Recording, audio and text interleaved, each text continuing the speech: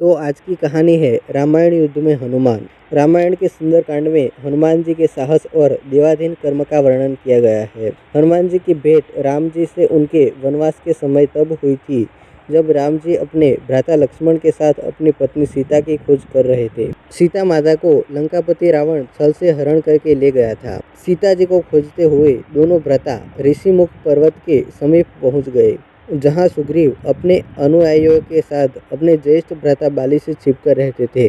वानरराज बाली ने अपने छोटे भ्राता सुग्रीव को एक गंभीर मिथ्याबोध के चलते अपने साम्राज्य से बाहर निकाल दिया था और वो किसी भी तरह से सुग्रीव के तर्क को सुनने के लिए तैयार नहीं था।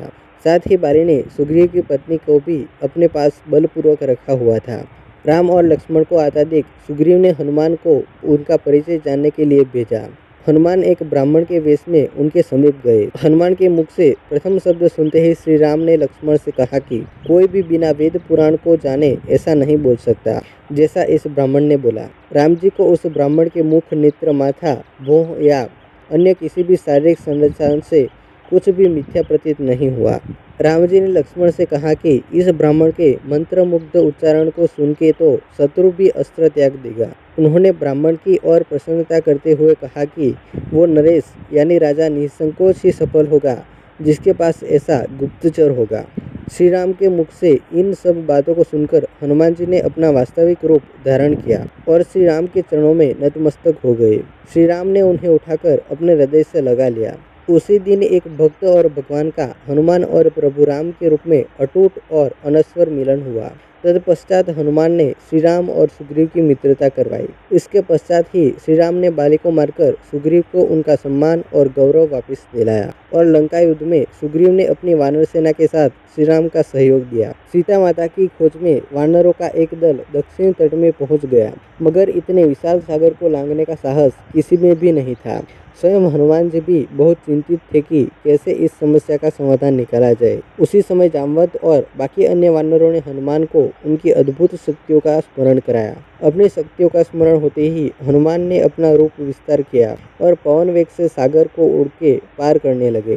रास्ते में उन्हें एक पर्वत मिला और उसने हनुमान से कहा कि उनके पिता का उसके ऊपर ऋण है। साथ ही उस पर्वत ने हनुमान से थोड़ा विश्राम करने का भी आग्रह किया, मगर हनुमान ने किंचित मात्र भी समय व्यर्थ न करते हुए पर्वतराज को धन्यवाद किया और आगे बढ़ चले। आगे चलकर उन्हें एक राक्षसी मिली जिसने उन्हें अपने मुख में घुसने की चुनौती दी। परिणाम स्वरूप हनुमान ने उसी राक्षसी की चुनौती को स्वीकार किया और बड़ी ही चतुराई से अति लघु रूप धारण करके राक्षसी के मुख में प्रवेश करके बाहर आ गए। अंत में उस राक्षसी ने संकोच पूर्वक ये स्वीकार किया कि वो उनकी बुद्धिमत्ता की परीक्षा ले रही थी। आखिरकार हनुमान सागर पार करके लंका पहुंचे और लंका की शोभा और सुंदरता को देखकर आश्चर्यचकित रह गए और उनके मन में इस बात का दुख भी हुआ कि यदि रावण नहीं मारा तो इतनी सुंदर लंका का सर्वनाश हो जाएगा। तत्पश्चात हनुमान ने अशोक वाटिका में सीता जी को देखा और उनको अपना परिचय बताया। साथ ही उन्होंने माता सीता को सांत्वना दी और साथ ही वापस प्रभु श्री राम के पास साथ चलने का आग्रह भी किया, मगर माता सीता ने ये कहकर अस्वीकार कर दिया कि ऐसा होने पर श्री राम के पुरुषार्थ को ठेस पहुंचेगी। हनुमान ने माता सीता को प्रभु श्री राम के संदेश का ऐसे वर्णन किया जैसे कोई महान ज्ञानी लोगों को ईश्वर की महानता के बारे में बताता है।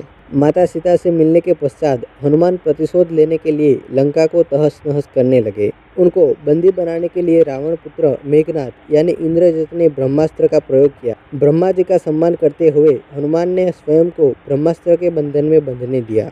साथ ही उन्होंने विचार किया कि इस अवसर का लाभ उठाकर वो लंका के विख्यात रावण से मिल भी लेंगे और उसकी शक्ति का अनुमान भी लगा लेंगे। इन्हीं सब बातों को सोचकर हनुमान ने स्वयं को रावण के समक्ष बंदी बनकर उपस्थित होने दिया।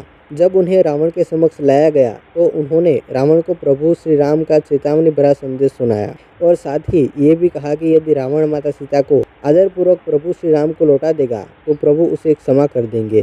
क्रोध में आकर रावण ने हनुमान को मृत्युदंड देने का आदेश दिया, मगर रावण के छोटे भाई विभीषण ने ये कहकर बीच बचाव किया कि एक दूत को मारना आचार संहिता के विपरीत है। ये सुनकर रावण ने हनुमान की पूंछ में आग लगाने का आदेश दिया।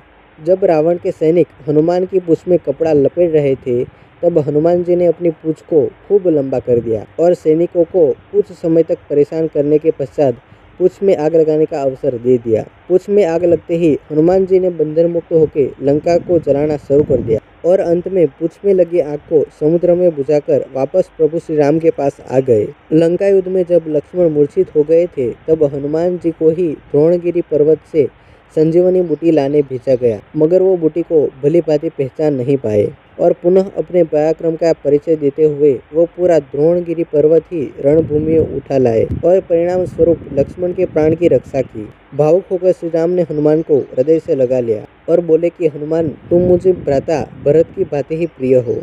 हनुमान का पंचमुखी अवतार भी रामायण युद्ध की ही एक घटना है।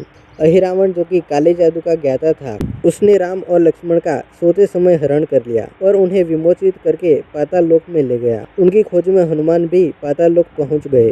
पाताल लोक के मुख्य द्वार एक युवा प्राणी मकर ध्वज पहरा देता था, जिसका आधा शरीर मछली का और आधा शरीर वानर का था। मकर ध्वज के जन्म की कथा भी बहुत रोचक है। यद्यपि हनुमान जी ब्रह्मचारी थे, मगर मकर ध्वज उनका ही पुत्र था। लंका दहन के पश्चात जब हनुमान पूंछ में लगी आग को बुझाने समुद्र में गए तो उनकी पसीने की बूंद समुद्र में गिर गई। उसी बूंद को एक मछली ने पी लिया और वो गर्भवती हो गई। इस बात का पता तब चला जब उस मछली को अहिरावण की रसोई में लाया गया। मछली के पेट में से जीवित बचे उस विचित्र प्राणी को निकाला गया। अहिरावण ने उसे पालकर बड़ा किया और उसे पातालपुरी के द्वार का रक्षक बना दिया। हनुमान इन सभी बातों से अनभिज्ञ थे। यद्यपि मकर ध्वज को पता था कि हनुमान उसके पिता है, मगर वो उन्हें पहचान नहीं पाया क्योंकि उसने पहले कभी उन्हें देखा नहीं था। जब हनुमान ने अपना परिचय दिया तो वो जान गया कि ये मेरे पिता है, मगर फिर भी उसने हनुमान के साथ युद्ध करने का निश्चय किया क्योंकि पातालपुरी के द्वार की रक्षा करना उसका प्रथम कर्तव्य था। हनुमान ने बड़ी आसानी से उसे अपने अधीन कर लिया और पातालपुरी के मुख्य द्वार पर बांध दिया। पातालपुरी में प्रवेश करने के पश्चात हनुमान ने पता लगा लिया कि अहिरावण का वध करने के लिए उन्हें 5 दीपकों को एक साथ बुझाना पड़ेगा। अतः उन्होंने पंचमुखी अवतार श्री वराह, श्री नरसिम्हा, श्री गरुड़, श्री हयग्रीव और स्वयं धारण किया और एक साथ में 5 दीपक को बुझाकर अहिरावण का अंत किया। अहिरावण का वध होने के पश्चात हनुमान ने प्रभु श्री राम के आदेशानुसार मकर ध्वज को पातालपुरी का नरेश बना दिया। युद्ध समाप्त होने के साथ ही श्री राम का 14 वर्ष का वनवास भी समाप्त हो चला था। तभी श्री राम को स्मरण हुआ कि यदि वो वनवास समाप्त होने के साथ ही अयोध्या नहीं पहुंचे तो भरत अपने प्राण त्याग देंगे। साथ ही उनको इस बात का भी आभास हुआ कि उन्हें वहां वापस जाने में अंतिम दिन से थोड़ा विलंब हो जाएगा। इस बात को सोचकर श्री राम चिंतित थे, मगर हनुमान ने अयोध्या जाकर श्री राम के आने की जानकारी दी और भरत के प्राण बचाकर श्री राम को चिंता मुक्त किया।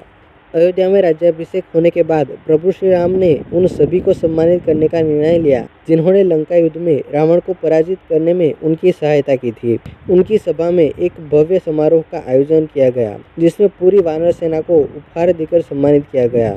हनुमान को भी उपहार लेने के लिए बुलाया गया। हनुमान मंच पर गए, मगर उन्हें उपहार की कोई जिज्ञासा नहीं थी। हनुमान को ऊपर आता देख भावना से अभिप्लुत श्री राम ने उन्हें गले लगा लिया और कहा कि हनुमान ने अपनी निश्चल सेवा और पराक्रम से जो योगदान दिया है उसके बदले में ऐसा कोई उपहार नहीं है जो उनको दिया जा सके। मगर अनुराग स्वरूप माता सीता ने अपना एक मोतियों का हार उन्हें भेंट दिया। उपहार लेने के उपरांत हनुमान माला के एक एक मोती को तोड़कर देखने लगे। ये देखकर सभा में उपस्थित सदस्यों ने उनसे इसका कारण पूछा तो हनुमान ने कहा कि वो ये देख रहे हैं मोतियों के अंदर उनके प्रभु श्री राम और माता सीता है कि नहीं, क्योंकि यदि वो इनमें नहीं है तो इस हार को उनके लिए कोई मूल्य नहीं है। ये सुनकर कुछ लोगों ने कहा कि हनुमान के मन में प्रभु श्री राम और माता सीता के लिए उतना प्रेम नहीं है जितना कि उन्हें लगता है। इतना सुनते ही हनुमान ने अपनी छाती चीर के लोगों को दिखाई और सभी ये देखकर स्तब्ध रह गए कि वास्तव में उनके हृदय में